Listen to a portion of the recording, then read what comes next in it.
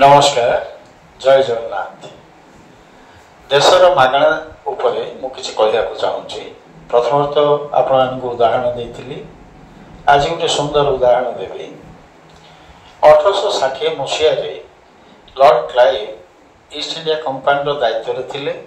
से देखिले जे इंग्लैंड सब सम्राट श्रेणी व्यक्ति माने मद्यपान कर। से चिंता कले भारतीय मानक निज बसीभूत करने मद्यटा जदि भारत में बिक्री करा ताले भारतीय माने इंग्रेज सभ्यता प्रति आकृष्ट हेबे एवं इंग्रेज सभ्यता को अनुकरण करेंगे। एणु से प्रथम कौन कले, कलिकता रे गोटे विदेशी मद दुकान खोलिले एवं इंग्रेज माने गोटे नियम भी कले जे विदेशी मद बिक्री करिया को हेले ईस्ट इंडिया कंपनी अनुमति नेबा पड़ो। जड़े व्यक्ति से फेरे इंग्रेज से अनुमति नहीं गोटे विदेशी मद दुकान खोलिले कलिकता रे एवं से मद दुकान टी भल चलला। वर्षे 2 वर्ष 3 वर्ष जो भल आदाय है एवं इंग्रेज मान कर आकार बहुत पैसा जिते प्राप्त है, इंग्रेजर संसद तरफ से व्यवसायी जन को डकागला।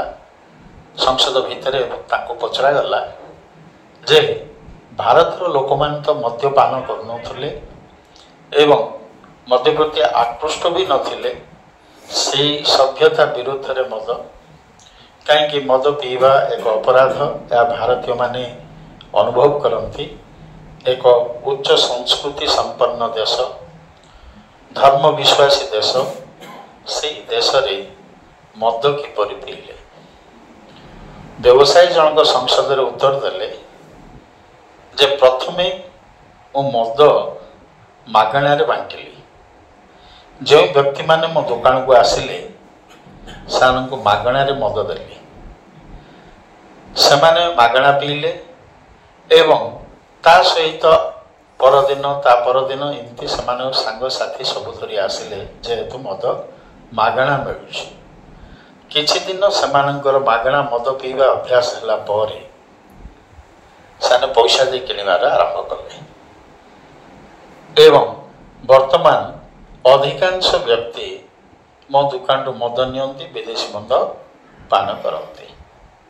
संसद थिया उपस्थित सभ्य माने समस्त व्यवसायी जनकर चिंताधारा एवं व्यवसाय करिवार बुद्धि को प्रशंसा कले। कहले ताहले तुमको पुरस्कार दिया जावा उचित। व्यक्ति सहित विनम्र सहित कहले जदि पुरस्कार देबे मते आउ 2-3टी मद दुकान खोलिबा को अनुमति दियंतु। संसद अनुमति देला। पर्याय क्रमे कलिकता शहर रे मद दुकान वृद्धि है एवं कलिकता शहर वृद्धि होगा पर भारतर अन्य देश गुड़िकर मद विज्ञान आरंभ है। ए मागणा व्यवस्था क्यों जगह करा जाए ता आपण भला भाव अनुभव करंतु। मागणा एथिपाई करा जाए जे सेमानंक प्रति आपण माने आकृष्ट हेबे। कहार क्षति होउची ताहा चिंता करंतु। क्षणिक लाभ रे बसीभूत होई अन्य मानंको प्रलुब्ध करांतु नाही। यह ही मोर अनुरोध।